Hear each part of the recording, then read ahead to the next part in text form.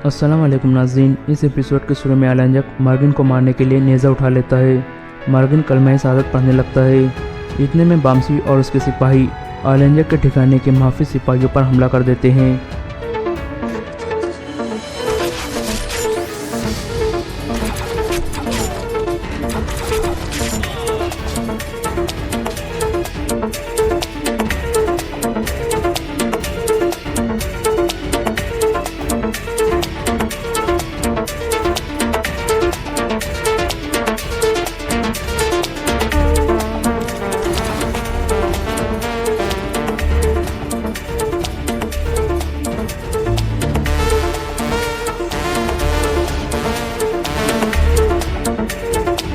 इतने में एक मंगोल मुहाफिज बिगुल बजा देता है। ये सुनकर आलंजक रुक जाता है क्योंकि ये इस बात की निशानी थी कि बाहर कुछ मसला हो गया है। इसी दौरान बामसी और उसके सिपाही आगे बढ़ रहे थे और आलंजक के ठिकाने के अंदर जा रहे थे।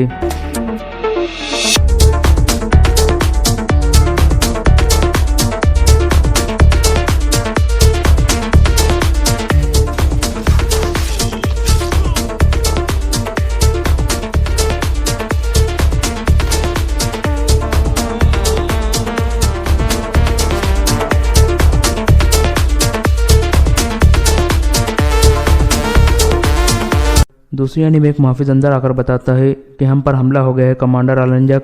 आलंजक कहता है ये बरके खान के आदमी होंगे, मैं उन्हें अपने पंजों में जकड़ लूंगा। सिपाहियों का दस्ता यहाँ रुक जाए, बाकी सिपाही मेरे साथ आए। ये कहकर वो वहाँ से चल पड़ते हैं। सिपाहियों का एक दस्ता उसके साथ चला जाता है। फिर अतुल गाजी कहते हैं बामसी उन्होंने अपनी तरफ खींच लिया है, चलो सिपाहियों मार्गिन के करीब होते हैं। ये कहकर वो आगे बढ़ने लगते हैं। दूसरी यानी आलंजक अपने ठिकाने से बाहर आ रहा था और बामसी की जानिब बढ़ रहा था।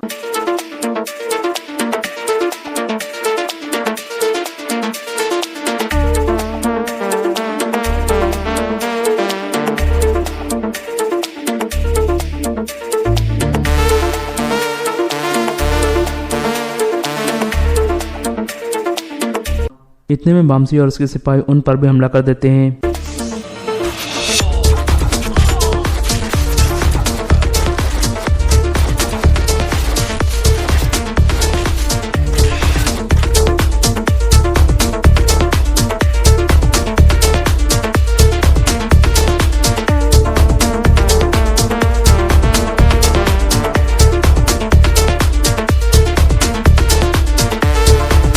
दूसरी यानी बरतुल गाजी आलंजक के ठिकाने के अंदर हमला कर देते हैं और अंदर मौजूद सिपाहियों को मारने लगते हैं।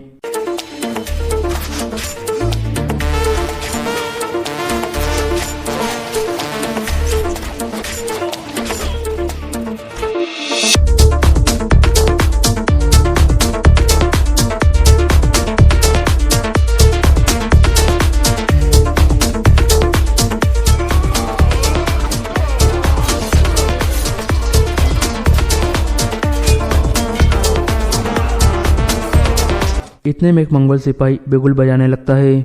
आलंजक और उसके सिपाही बामसी से लड़ रहे थे। बिगुल की आवाज़ सुनकर आलंजक कहता है वो अंदर पहुंच गए हैं और वो जासूस के पीछे हैं, हम वापस अंदर जा रहे हैं। ये कहकर वो पीछे हटने लगते हैं। बामसी और उसके सिपाही लगातार उन पर तीर बरसा रहे थे।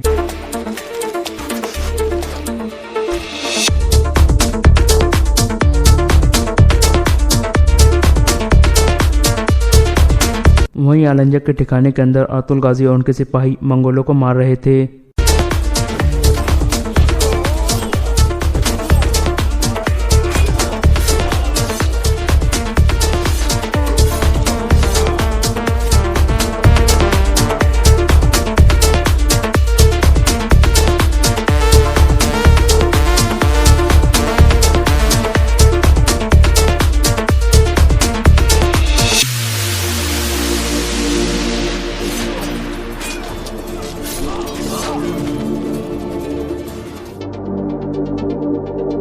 इस तरह बहुत से मंगोल सिपाही मारे गए थे। फिर अतुल साहब कहते हैं मार्गिन को खोलो। ये सुनकर सिपाही मार्गिन की रस्सी खोलकर उसे नीचे उतार लेते हैं। अतुल गाजी पूछते हैं क्या तुम ठीक हो मार्गिन? मार्गिन कहता है मैं ठीक हूँ सरदार, मैंने राज नहीं बताए। अतुल गाजी कहते हैं मैं जानता था मार्गिन, तुम परेशान मत हो, हम यहाँ तुम्हें बचाने आए हैं। दुमरुल तुम मार्गिन को लेकर यहाँ से जाओ, हम बाकी मंगोलों को खत्म करके आते हैं। ये सुनकर दुमरुल मर्गिन को उठा लेता है और वहाँ से चल पड़ता है, जबकि अर्तुल गाजी बाकी मंगोलों को मारने लगते हैं। दूसरी जानब काय कबीले में बच्चे नहर के पास खेल रहे थे, लेकिन आयबर्स परेशान हालत में बैठा हुआ था।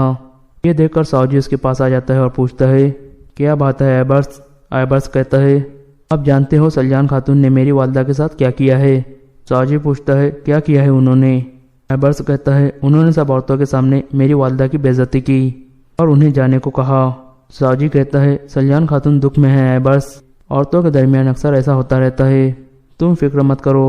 आयबर्स कहता है, ऐसा नहीं है साउजी, मैंने सुना है कि वो पहले भी ऐसा करती रही हैं और एक दफ़ा उन्होंने अर्तुल साहब को कत्ल करने की भी कोशिश की थी। साउजी कहता है, ये क्या कह रहे हो?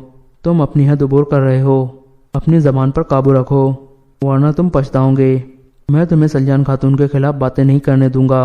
इतने में सलजान खातून वहाँ आ जाती है और कहती है, ये तुम दोनों क्या कर रहे हो? रुक जाओ। इतने में हफ्सा और सिरमा भी उनकी तरफ बढ़ती है। सलजान खातून कहती है, आयबर्स क्या हुआ है, बताओ मुझे। आयबर्स कोई जवाब नहीं देता और गुस्से में वहाँ से चला जाता है। इतने में हफ्सा भी आ जाती है। फिर साउजी सलजान को बताता है कि ये आप पर गुस्से में है क्योंकि आप इसकी वालदा पर चिल्लाई थी। ये सुनकर सलजान खातून कहती है, हफ्सा खातून, क्या तुम अपने बच्चों को भी मेरे खिलाफ कर रही हो? तुम मुझसे क्या चाहती हो, बताओ मुझे। हफ्सा कहती है, मैं सिर्फ सुकून चाहती हूँ सलजान खातून, मैं मजीद आपसे उलझना नहीं चाहती, आप मुझसे दूर रहो। ये कहकर वो चली जाती है।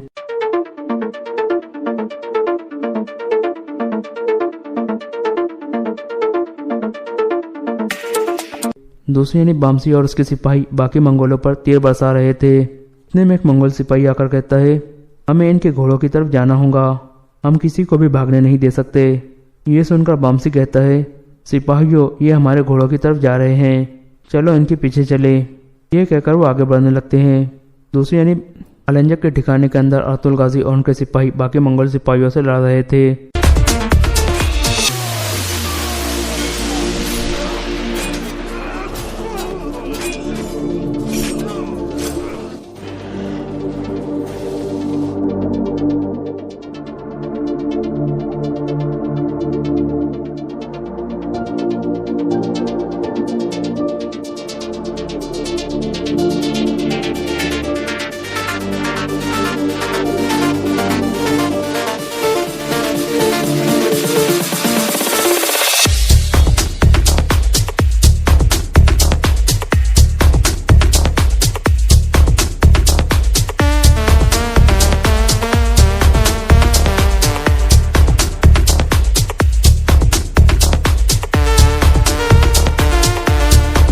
इस तरह अलंजक के सिपाही उन्हें घेरे में ले लेते हैं। फिर अलंजक कहता है, ये शेर का ठिकाना है, यहाँ पहुँचने वालों की किस्मत में टुकड़े टुकड़े होना लिखा है। अर्तुल गाजी आहिस्ता से कहते हैं, तुम कहाँ रह गए हो बामसी? फिर बेबोलत कहता है, मेरी तलवार तुम जैसों के खून से रंगीन है, अब तुम्हारी बारी है। फिर अलंजक कहता है, आखिरी चीज़ जो बरके खान मुझसे लेगा वो तुम लोगों के सर होंगे। फिर बेबोलत कहता है, खेल खत्म हो चुका, जो मेरी तलवार देख लेता है वो बच नहीं पाता। अर्तुल गाजी आवाज़ तब्दील करके कहते हैं, तो फिर मैं उन्हें मौत देने वाला हूँ जिन्होंने ये तलवार उठाई हुई है। इतने में अलंजक कहता है, हमला करो, और फिर लड़ाई शुरू हो जाती है।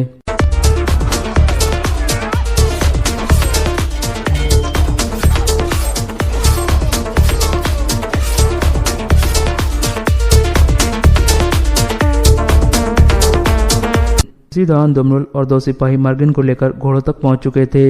इतने में मंगोल उन पर हमला कर देते हैं।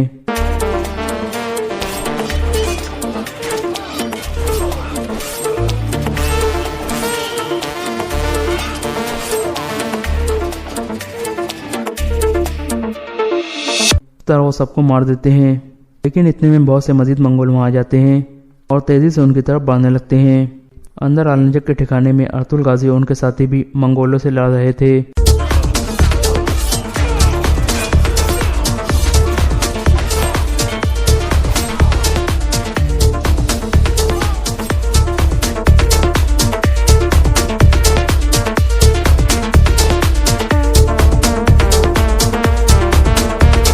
इस तरह गुंदुज और अलंजक आमने सामने आ जाते हैं, जबकि अर्तुल गाजी और बेबोलत आमने सामने आ जाते हैं। दूसरी यानी बहुत से मंगोल दुमरुल और दो सिपाहियों की तरफ बढ़ रहे थे। इतने में बामसी और उसके सिपाही आ जाते हैं और पीछे से उन पर तीर बरसाने लगते हैं।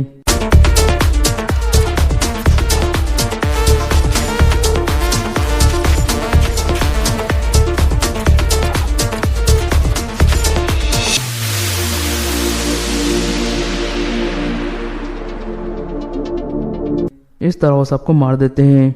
फिर बामसी करीब आकर पूछता है, मर्गिन कैसा है? दुमरुल कहता है, मर्गिन ठीक है कमांडर बामसी। फिर रोज अल्प कहता है, आप ठीक वक्त पर आए हैं कमांडर बामसी, लेकिन अर्तुल साहब ने आपको कहा था कि आलंजक के पीछे जाना है। बामसी कहता है, हमें यहाँ आना पड़ा क्योंकि यह गलीज हमारे घोड़ों की तरफ आ रहे थे। मलिक सा कहता है, आलंजक और उसके सिपाही वापस अर्तुल साहब की तरफ गए हैं, वो खतरे में होंगे।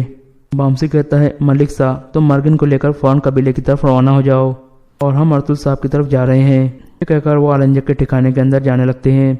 उसे यानी बरतुल गाजी और अलबास्ती यानी बेबोलत आमने सामने थे।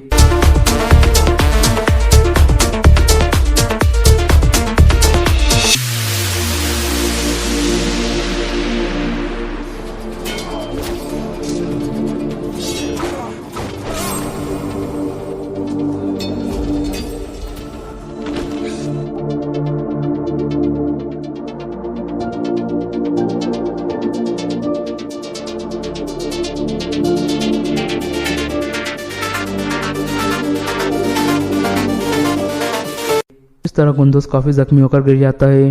अर्तुल गाजी का ध्यान उस तरफ हो जाता है। अलबास्ती वार करके अर्तुल गाजी को गिरा देता है।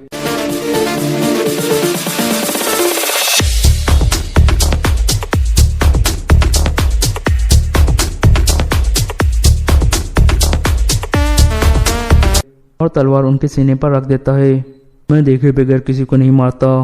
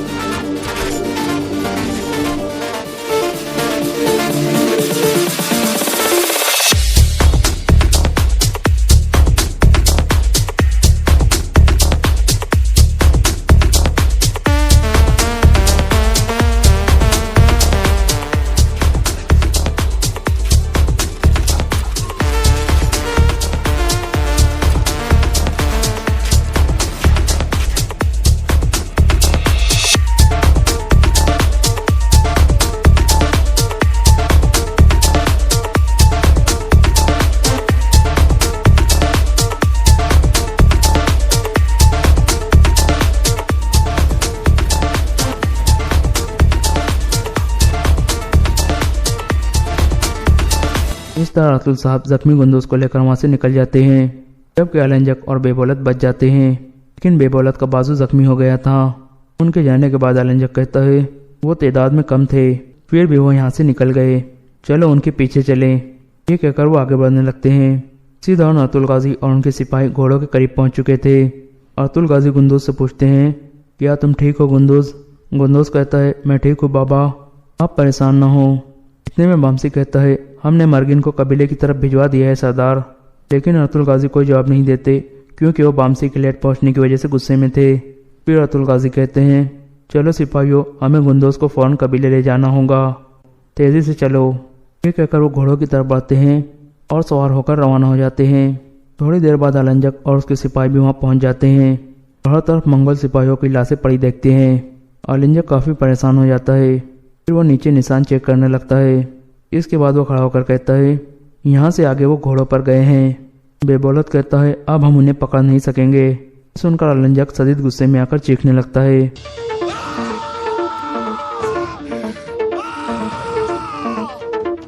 फिर वो आसमान की तरफ देखकर कहता है, ये तुमने मुझ पर किस तरह की लानत डाल दी है टेंगरी? मैंने ऐसा क्या किया था कि मुझे ऐसी सजा मिली? इतने में बेबोलत कहता है, सुकून रखो कमांडर आलंजक, जो होना था वो हो गया, अब हम कुछ भी नहीं कर सकते। आलंजक कहता है, बरके खान के आदमी उस जासूस को निकाल कर ले गए। लाखों खान के खत अर्तुल के पास है। तुम सही थे बेबोलत, वो दोनों आपस में मिले हुए हैं, लेकिन मैं उन सब से हिसाब लूंगा। बेबोलत कहता है, लेकिन उन्होंने हमें ढूंढा कैसे? अब तो कह रहे थे कि इस जगह को जंगली जानवर भी नहीं ढूंढ सकते। आलंजक कहता है, दरेगोस, या तो उसे पता नहीं चला कि उसका पीछा हो रहा है, या फिर वो खुद उन्हें लेकर आया है। बेबोलत पूछता है, अब आप क्या करेंगे? आलंजक कहता है, मैं जानता हूँ कि मुझे क्या करना है। لیکن سب سے پہلے میں اپنے اندر کی گندگی کو صاف کروں گا۔ اور یہ ایپیسوڈ یہاں ختم ہو جاتا ہے۔ Story of Sultan Jalal Uddin Muhammad Khwarazm Shah part 23۔ Alauddin محمد خوارزم شاہ نے پہلی شکست کے بعد شمال مغرب کا رخ کیا اور سیہوں کے کنارے پر پاؤ ڈال کر جنوب کے شہروں سے افواج کی آمد کا انتظار کرنے لگا۔ فوقن کی فتح کے بعد چنگیز خان نے دریائے سیہوں کے ساتھ ساتھ شمال مغرب کا رخ کرنے کی بجائے اپنی افواج کا بڑا حصہ جنوب کی طرف منتقل کر دیا اور اس محاذ سے خوارزم شاہ کی توجہ ہٹانے کے لیے اپنے 2 بیٹوں کو شمال میں ترکی کی طرف روانہ کر دیا۔ خوارزم شاہ نے اپنے خیال کے مطابق چنگیز خان کے بیٹوں کو دریائے سیہوں کے کنارے ایک فیصلہ کن شکست دینے کے لیے زبردست تیاریاں کر رہا تھا، لیکن اچانک اسے یہ خبر ملی کہ چنگیز خان کی فوج جنوب مشرق سے دریائے جیجو کے ساتھ ساتھ سمرقند اور بخارا کا رخ کر رہی ہے۔ محمد شاہ کو ایک طرف اپنی سلطنت کے 2 مضبوط ترین قلعوں کے چھن جانے کا خدشہ پیدا ہوا اور دوسری طرف یہ فکر دامن گیر ہوئی کہ اگر تاتاری ان 2 شہروں پر قابض ہو گئے تو دریائے جیجو کے کنارے جھیل ارال تک اس کے باقی تمام مورچوں پر آسانی سے قابض ہو جائیں گے اور جنوب میں اس کی رسد و کمک کے تمام راستے کٹ جائیں گے۔ محمد شاہ نے اس موقع پر بھی اپنے کہنا مسک فوجی سرداروں کا مشورہ قبول نہ کیا اور کسی ایک میدان میں اپنی قوت کے ساتھ تاتاریوں کا مقابلہ کرنے کے بجائے اپنی فوج کا بیشتر حصہ مختلف شہروں کی حفاظت کے لیے بھیج دیا۔ 40,000 سپاہیوں کو دریائے سیہوں کے کنارے کے شہروں کی حفاظت کے لیے چھوڑ کر اس نے بخارا کا رخ کیا اور 30,000 سپاہیوں کو وہاں متعین کر کے باقی فوج کے ساتھ سمرقند جا پہنچا۔ اس دوران میں شمال میں چنگیز خان کا ایک بیٹا دریائے سیہوں عبور کر کے حملہ کر چکا تھا۔ شہر کا گورنر آخری دم تک لڑا اور جب تاتاری قلعے کے دروازے توڑ کر اس کی بچی کچی فوج کو تحقیق کر چکے تھے تو بھی وہ تنہا ایک برج پر چڑھ کر تیر برسا رہا تھا۔ تیر ختم ہو گئے تو وہ اینٹیں برساتا رہا۔ اسے زندہ گرفتار کر کے چنگیز خان کے پاس بھیجا گیا۔ چنگیز خان نے اس کے کانوں اور آنکھوں میں پگھلی ہوئی چاندی ڈلوا کر ہلاک کر ڈالا۔ چنگیز خان کے دوسرے بیٹے نے تاشقند پر قبضہ کر لیا۔ اس کے بعد تاتاری افواج نے مختلف حصوں میں تقسیم ہو کر دریائے سیہوں کے کنارے اور کئی چھوٹے شہروں پر قبضہ کر لیا۔ چنگیز خان اپنے بیٹے تولائی کے ہمراہ راستے کی بستیوں اور شہروں کو خون اور آگ کا پیغام دیتا ہوا بخارا کی طرف بڑھا۔ خوارزم شاہ کو سمرقند میں اس کی پیش قدمی کی اطلاع ملی۔ فوج کے سرداروں کی اس مرتبہ بھی یہی رائے تھی کہ چنگیز خان کے ساتھ ایک فیصلہ کن جنگ لڑی جائے، لیکن خوارزم شاہ نے بخارا کی فصیل کو ناقابل تذکیر سمجھ کر اس مرتبہ بھی ان کی رائے ٹھکرا دی اور شہر کی حفاظت کے لیے مزید سپاہی بھیج دیے اور جنوب کے شہروں کی افواج کو سمرقند بھیجنے کا حکم دیا۔ خوارزم شاہ کو یہ توقع تھی کہ بخارا کی تسخیر میں تاتاریوں کو کئی مہینے لگ جائیں گے اور اس دوران میں وہ اپنی سلطنت میں اپنی افواج کا بکھرا ہوا شیرازہ منظم کر سکیں گا۔ چنگیز خان نے چند دن کے محاصرے کے بعد محسوس کیا کہ شہر کو فتح کرنا آسان نہیں۔ گزشتہ فتوحات میں وہ اصلاح سازی کے بہت سے ماہرین کو گرفتار کر چکا تھا اور ان میں سے بعض اس کی ملازمت اختیار کر چکے تھے۔ ایک شخص کے مشورے پر چنگیز خان نے فوج کو شہر پر آگ لگانے والے تیر پھینکنے کا حکم دیا۔ آتشی تیروں سے شہر کے ایک محلے میں آگ لگ گئی اور اس سے تمام آبادی میں ڈر اور خوف پھیل گیا۔ ترک افواج نے مجبوراً شہر سے باہر نکل کر مقابلہ کیا، لیکن انہیں شکست ہوئی اور تاتاریوں نے انہیں چاروں طرف سے گھیر کر تحطیق کر ڈالا۔ فوج کی مدد سے محروم ہو جانے کے بعد اکابرین شہر نے چنگیز خان کے پاس صلح کے لیے ایک وفد بھیجنے کا فیصلہ کیا۔ شہر کی ہر دل عزیز شخصیت امام زادہ رکن الدین اس فیصلے کے حق میں نہ تھا۔ اس نے معززین شہر کے سامنے پرجوش تقریر کرتے ہوئے کہا، ہم کم از کم 6 ماہ تک اس شہر کی حفاظت کر سکتے ہیں اور مجھے یقین ہے کہ موجودہ حالات میں سمرقند کی افواج یہاں پہنچ جائیں گی۔ اس وقت چنگیز خان شہر کے دروازے کھلوانے کے لیے ہماری ہر شرط منظور کر لیں گا، لیکن تاتاریوں کے متعلق یہ نہ سمجھنا کہ وہ کسی معاہدے کے پابند رہ سکتے ہیں۔ خود فریبی ہے یہ۔ جب تاتاریوں کی افواج شہر میں داخل ہوں گی تو تمہارے ساتھ وہی سلوک کریں گی جو انہوں نے اترانا اور تاسکند والوں کے ساتھ کیا تھا۔ امام زادہ رکن الدین کی آواز صد بسحر ثابت ہوئی۔ اکابرین شہر کے وفد نے چنگیز خان سے ملاقات کے بعد اہل شہر کو یہ خوشخبری سنائی کہ تمہاری جانیں، تمہاری جائیدادیں اور تمہاری عزت محفوظ ہے۔ شہر کا نیا حاکم بھی مسلمان ہوگا۔ شہر کے دروازے کھل گئے۔ رکن الدین نے درست کہا تھا۔ اہل بخارا وحشت اور بربریت کا طوفان اپنی آنکھوں سے دیکھ رہے تھے۔ وہ درس گاہیں جہاں قرآن پڑھایا جاتا تھا تاتاریوں کے گھوڑوں کے لیے استبل کا کام دے رہی تھی۔ چنگیز خان بخارا کی عظیم الشان مسجد کی سیڑھیوں کے سامنے پہنچ کر گھوڑے سے اترا۔ یہ تمہارے بادشاہ کا گھر ہے؟ اس نے ایک شخص سے سوال کیا۔ نہیں، یہ خدا کا گھر ہے۔ چنگیز خان مسجد کے اندر داخل ہوا اور اس نے حاضرین کو مخاطب کرتے ہوئے کہا، میری افواج تھکی ہوئی ہے، انہیں خوراک اور آرام کی ضرورت ہے۔ ان کے لیے اپنے اپنے گھروں کے دروازے کھول دو اور اس قسم کی کشادہ عمارتیں میرے گھوڑوں کے لیے خالی کر دو اور ان کے لیے چارہ مہیا کرو۔ یاد رکھو تم خدا کے قہر سے ڈرتے ہو اور میں تمہارے لیے خدا کا قہر بن کر آیا ہوں۔ چنگیز خان نے ایک مترجم کو اپنا مفہوم بیان کرنے کے لیے کہا اور مسجد سے باہر نکل آیا۔ یہ تمہید تھی۔ اس کے بعد اہل بخارا نے جو کچھ دیکھا وہ ان کی توقع سے کہیں زیادہ تھا۔ رات کے وقت مردوں کو اپنے گھروں میں گھسنے کی اجازت نہ تھی اور وہ گلیوں، چوراہوں اور سڑکوں پر کھڑے اپنے مکانوں کے اندر تاتاریوں کے وحشیانہ کہے اور عورتوں کی جگردوز چیخیں سن رہے تھے۔ اگر کسی کی غیرت جوش مارتی اور وہ اپنے گھر میں گھسنے کی کوشش کرتا تو تاتاری پہرے داروں کی تلواریں اسے خاک و خون میں لٹا دیتی۔ عمرہ کے محلات پر تاتاریوں کا پہرا اس سے کہیں زیادہ سخت تھا۔ انہیں طرح طرح کی جسمانی اذیتیں دینے کے بعد ان کے خفیہ خزانوں کا پتہ لگایا جاتا اور جب وہ ایک خزانے کا پتہ بتا دیتے تو انہیں یہ کہا جاتا کہ تم نے اور بھی بہت کچھ چھپا رکھا ہے۔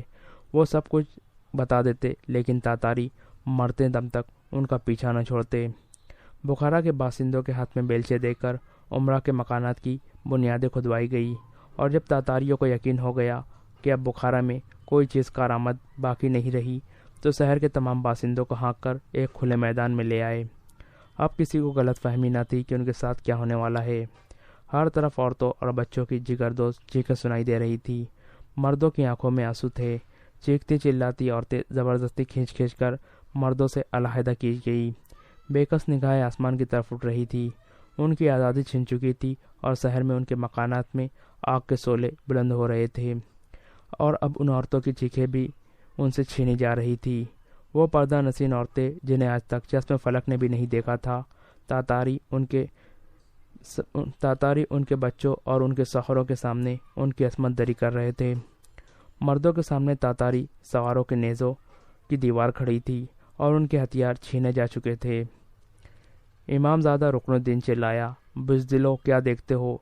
چاروں طرف سے اللہ اکبر کی صدائیں بلند ہوئی اور اہل بخارا تاتاریوں پر ٹوٹ پڑے۔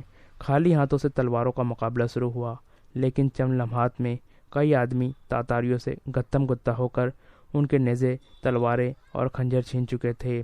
عورتوں کی عصمت دری کرنے والوں میں سے اکثر کو تلواریں سنبھالنے اور گھوڑوں پر سوار ہونے کا موقع نہ ملا، لیکن تاتاریوں کی بیشتر فوج گھوڑوں پر چوکس تھی۔ انہوں نے چند حملوں میں لاشوں کے انبار لگا دیے، تاہم 2000 تاتاری مارے گئے۔ تاتاریوں نے غضبناک ہو کر چند گھنٹوں کے قتل عام کے بعد میدان صاف کر دیا۔ صرف چند عورتیں بچی، ان کے ہاتھوں میں رسیاں باندھ کر گھوڑوں کے ذہنوں کے ساتھ منسلک کیا گیا اور تاتاریوں نے سمرقند کی طرف کوچ کر دیا۔ گھوڑوں کے ساتھ بندھی عورتیں زیادہ دور تک ان کی تیز رفتاری کا ساتھ نہ دے سکی۔ جب قیدی عورتیں دم توڑ کر گر پڑتی، تاتاری سوار خنجر کے ساتھ ان کی رسیاں کاٹ دیتے۔ چنگیز خان کو بخارا کی فتح کی خوشی سے زیادہ اپنے 2000 آدمیوں کی موت کا افسوس تھا۔ سمرقند دفاعی انتظامات کے لحاظ سے خوارزم شاہ کا مضبوط ترین شہر تھا۔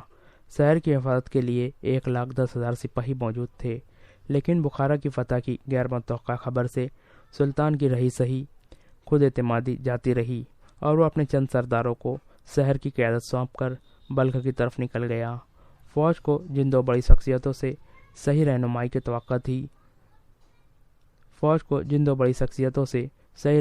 तवक्को थी वो समरकंद में न थी। वो समरकंद में मौजूद न थी। सुल्तान का नौजवान बेटा, जिसे शेर ख्वारज़म कहा जाता था, सल्तनत के शुमाली मगरबी इलाकों में अफवाज तैयार कर रहा था। उसने अपने एलची भेजकर अपने ज़िद्दी बाप से समरकंद आने की इजाज़त मांगी, लेकिन सुल्तान की तरफ से उसे ये जवाब मिला, तुम मुझसे ज़्यादा तजुर्बाकार नहीं, जब ज़रूरत होगी तुम्हें बुला लिया जाएगा। दूसरा तैमूर मुल्क था, जिसने फौकन के मार्कों में सारे तुर्किस्तान को अपना गुरविदा बना लिया था। उसके मुतालिक समरकंद के हर बच्चे और बूढ़े की राय ये थी कि वो 1,10,000 सिपाहियों के साथ तातारियों को मैदान में शिकस्त दे सकता है। लेकिन सुल्तान ने समरकंद पहुंचते ही उसे बल्ख के आसपास जंगजू कबाइल को मनज़्ज़म करने के लिए भेज दिया था। जब ख्वारज़म शाह भी समरकंद से निकल गया तो तमाम लश्कर में मायूसी फैल गई। अताबक मुल्क और सरदार ज़ाती रकाबतों के बाद पहले ही मुख्तलिफ टोलियों में बटे हुए थे। कोई बासर शख्सियत सर पर न होने की वजह से यह अख्तलाफ और बढ़ गया। मुहासरे के दौरान में चंगेज़ खान के बेटे, जो दरियाए सिंहों के किनारे बहुत से शहर फतेह कर चुके थे, कैदियों की एक बहुत बड़ी तादाद के साथ अपने बाप से आ मिले। समरकंद की फसिल बहुत मजबूत थी। 12 आहनी दरवाजे, जिनकी हिफाजत के लिए बुर्जों पर तीरंदाजों का पहरा था, नाकाबिल तस्खीर थे। चंगेज़ खान ने कैदियों को फसील के इर्द गिर्द मोर्चे खोदने के काम पर लगा दिया और तवील मुहासरे की तैयारियां शुरू कर दी।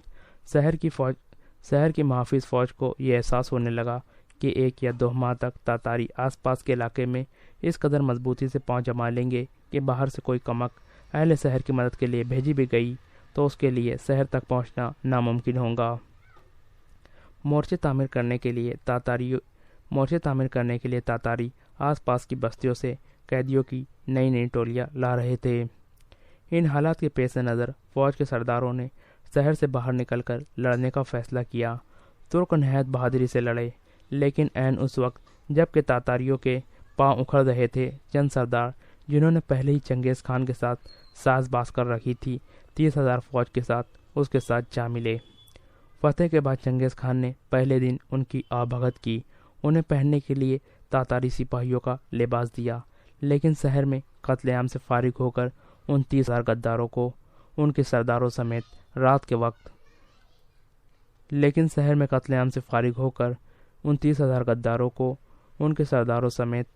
के वक्त नींद की हालत में मौत के घाट उतार दिया।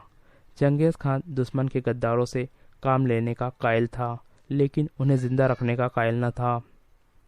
समरकंद की फतह के बाद चंगेज़ खान ने अपने बेहतरीन सवारों को ख्वारज़म शाह के ताक़ुब में भेज दिया। चंगेज़ खान का ख्याल था कि अगर ख्वारज़म शाह को मोहलत मिली तो वह चंद दिनों में एक और लश्कर तैयार कर लेगा। इसलिए उसने ताक़ुब करने वाली अफवाज के सरदारों को हुक्म दिया कि वो हर कीमत पर ख्वारज़म शाह का सुराग लगाएं और जिस शहर में वो मौजूद हो उसका मुहासरा कर लें, बाकी शहरों और बस्तियों से कतरा कर गुजरते जाएं। ख्वारज़म शाह को भी यह पता चल गया कि तातारी अब उसकी सल्तनत के शहरों को फतेह करने का इरादा मुलतवी करके उसे पकड़ना चाहते हैं। ख्वारज़म शाह मुख्तलिफ शहरों से गुजरता हुआ नेसापुर जा पहुंचा। तातारी रास्ते के शहरों को छोड़ते हुए वहां तक जा पहुंचे तो ख्वारज़म शाह ने हमदान का रुख किया, लेकिन तातारी साए की तरह उसके पीछे थे। एक मुकाम पर उन्होंने उसे आ लिया। ख्वारज़म शाह के साथियों में से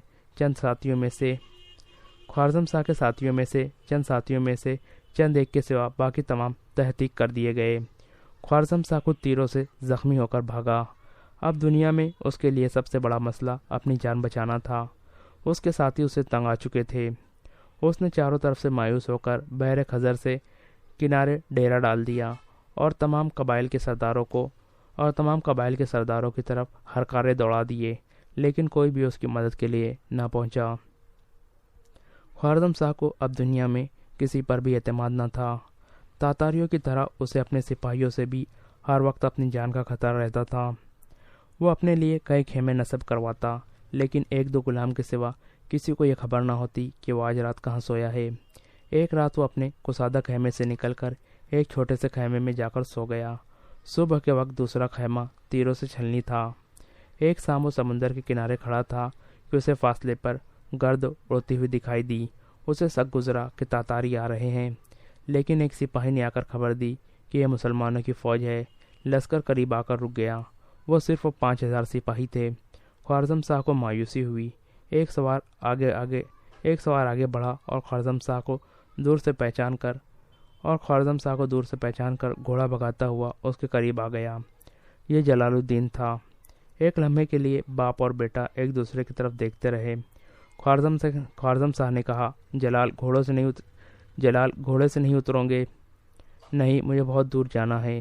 میں صرف یہ پوچھنے آیا ہوں کہ آپ نے مجھے کیوں بلایا؟ تو تم میری مدد کے لیے نہیں آئے؟ اس ویران جگہ پر آپ کو کیا خطرہ ہے؟ میں موت کی تلاش میں جا رہا ہوں۔ موت سے بھاگنے والوں کی کیا مدد کر سکتا ہوں؟ خوارزم شاہ نے آگے بڑھ کر جلال الدین کے گھوڑے کی باگ پکڑتے ہوئے کہا، نہیں نہیں نہیں، میں تمہیں نہیں جانے دوں گا۔ زمین میرے لیے تنگ ہو چکی ہے، تم میرا آخری سہارا ہو۔ چلو میں تمہیں اپنا خیمہ دکھاتا ہوں، وہ تیروں سے پٹا ہے۔ آج ساری دنیا میری دشمن ہے، کیا میرا بیٹا بھی میرا ساتھ نہیں دے گا؟ آج ساری دنیا میری دشمن ہے، کیا میرا بیٹا بھی میرا ساتھ نہیں دے گا؟ جلال الدین نے جواب دیا، کاش آپ نے دنیا کے ساتھ کوئی بھلائی کی ہوتی۔ آپ کی وجہ سے ملک کو ایک وحشی اور حقیر دشمن کی غلامی نصیب ہوئی۔ آپ نے صرف اپنی جان کے خوف سے سارا ملک بھیڑیوں کے سپرد کر دیا۔ قوم آپ کی غلطیوں کا خمیازہ بھگت رہی ہے۔ مسلمان آپ کی وجہ سے تاتاریوں کے ہاتھوں اپنی بہو بیٹیوں کی بے حرمتی دیکھ رہے ہیں۔ آپ آج انہیں یہ پیغام بھیجتے ہیں کہ وہ آ کر آپ کے خیمے پر پہرا دے؟ کس منہ سے؟ جلال میں تمہارا باپ ہوں۔ کاش میں آپ کے گھر پیدا ہونے کے بجائے ایک غریب لیکن بہادر آدمی کے گھر پیدا ہوتا۔ جلال، میرا دل نہ دکھاؤ۔ کاش آپ کے پہلو میں دل ہوتا، لیکن قدرت نے وہاں گوشت کا ایک بے جان لوتھڑا رکھ دیا ہے۔ آخر ان باتوں سے تمہارا کیا مطلب ہے؟ کچھ نہیں، آپ کے ساتھ میری آخری ملاقات ہے اور میں آپ کے پاس یہ درخواست لے کر آیا ہوں کہ خزانہ میرے حوالے کر دیجیے۔ میں چاہتا ہوں کہ بخارا اور سمرقند کے خزانوں کی طرح وہ بھی تاتاریوں کے قبضے میں نہ آ جائے۔ مجھے تازہ افواج تیار کرنے کے لیے ایک کوڑے کی ضرورت ہے۔ تو تمہارا خیال ہے کہ تم تاتاریوں کے ساتھ لڑ سکتے ہو؟ میرا شروع سے یہ خیال تھا، لیکن آپ نے میرا راستہ روکے رکھا۔ جلال، تاتاریوں کے ساتھ لڑنے کا خیال ایک جنون ہے، اور میں اس مصیبت میں اپنی رہی سہی پونجی سے محروم نہیں ہونا چاہتا۔ خدا کے لیے میرا ساتھ دو، مجھے اپنی جان سے زیادہ تمہاری جان عزیز ہے۔ اس آسمان کے نیچے ایسی جگہ ہیں جہاں ہم آرام سے باقی زندگی گزار سکتے ہیں۔ ہم مصر چلے جائیں گے، اندلس چلے جائیں گے۔ میں بزدلوں کی زندگی بسر کرنے والوں کا ساتھ دینے کے بجائے بہادری کی موت مرنے والوں کا ساتھ دوں گا۔ وہ قوم جو آپ کے تخت و تاج کے لیے خون بہاتی رہی، آج اسے میرے خون اور پسینے کی ضرورت ہے۔ میں اسے پیٹ نہیں دکھا سکتا۔ ایسے موقع پر ایک سپاہی فتح اور شکست سے بے نیاز ہو کر میدان میں کوجنے پر مجبور ہوتا ہے۔ میں اپنا فرض پورا کروں گا۔ فتح اور شکست خدا کے ہاتھ میں ہے، لیکن جیتے جی شکست کا اعتراف ایک مسلمان کے سایہ نشان نہیں۔ مجھے یہ بھی یقین ہے کہ اگر میں ان 5000 سپاہیوں کو بہادری کی موت مرنا سکھا دوں تو ساری قوم جی اٹھیں گی۔ آپ مصر جائیے، مجھے اس خزانے کی ضرورت نہیں۔ میں پیٹ پر پتھر باندھ کر اور جسم پر چیتڑے ہوڑ کر لڑوں گا، اور مجھے یقین ہے کہ قوم میرا ساتھ دیں گی۔ جلال الدین نے باغ کھینچ کر گھوڑے کو ایڑ لگا دی۔ جلال، ٹھہرو، مجھے یہاں چھوڑ کر نہ جاؤ۔ یہاں میرا کوئی نہیں، مجھے اپنے ساتھ لے چلو۔ جلال الدین نے گھوڑا روکتے ہوئے کہا، چلیے، لیکن کہا، موت کے پیچھے، آزادی کی تلاش میں۔ نہیں نہیں بیٹا، میرا کہا مانو، ہم تاتاریوں سے نہیں لڑ سکتے۔ خدا اور رسول صلی اللہ تعالیٰ علیہ وسلم کے احکام سے زیادہ میرے لیے آپ کا حکم مقدم نہیں۔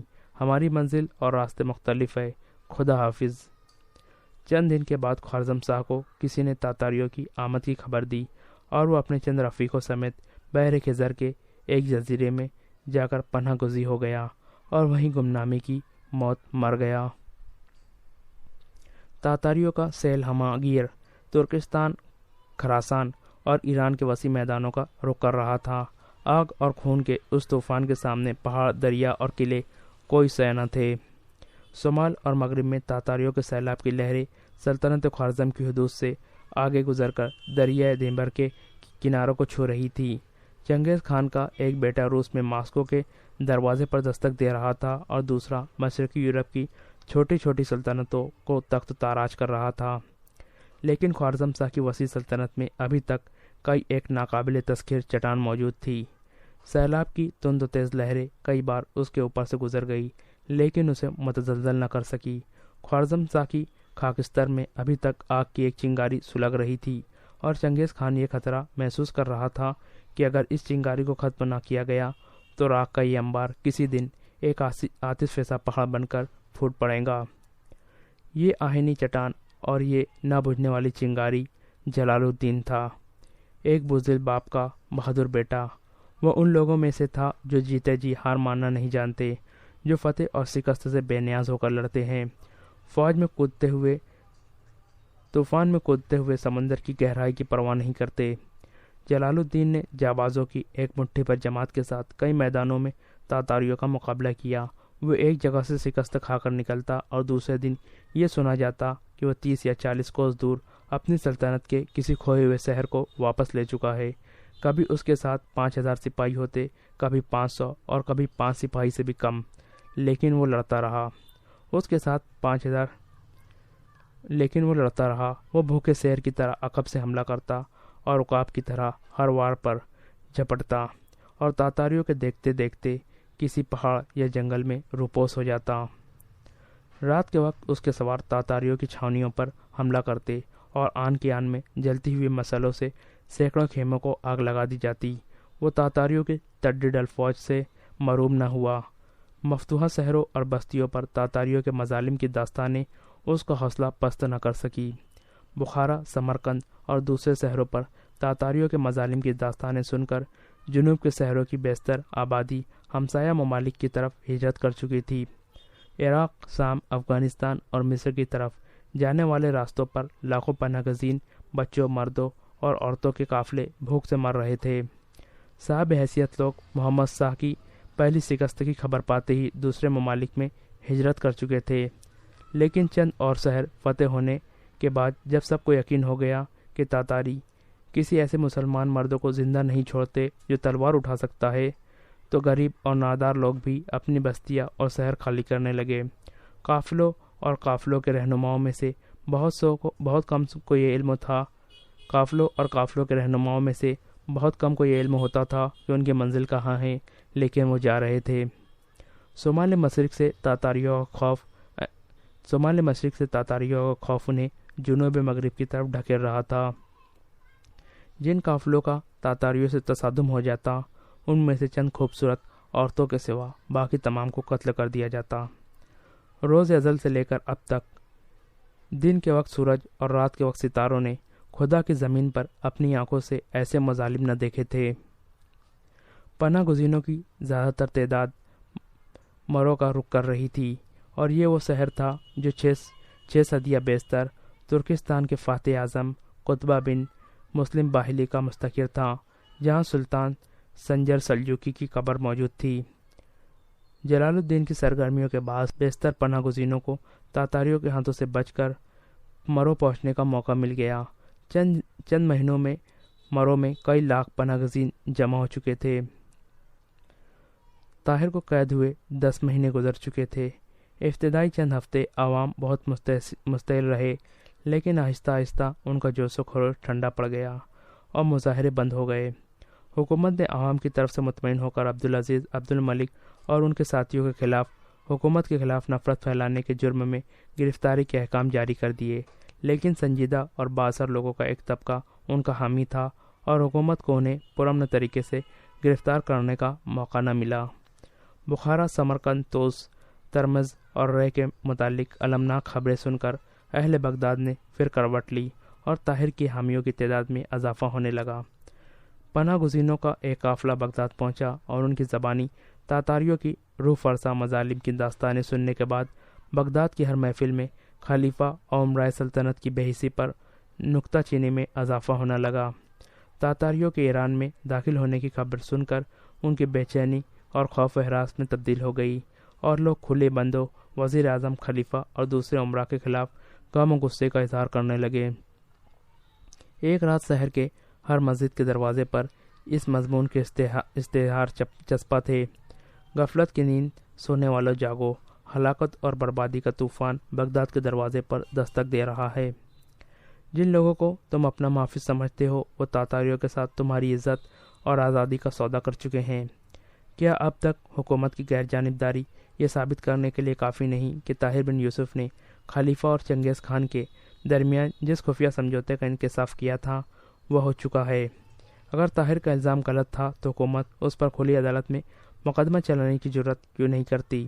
اگر خلیفہ کو علاؤالدین محمد خوارزم شاہ سے دشمنی تھی تو وہ چل بسا۔ اب ترکستان، خراسان اور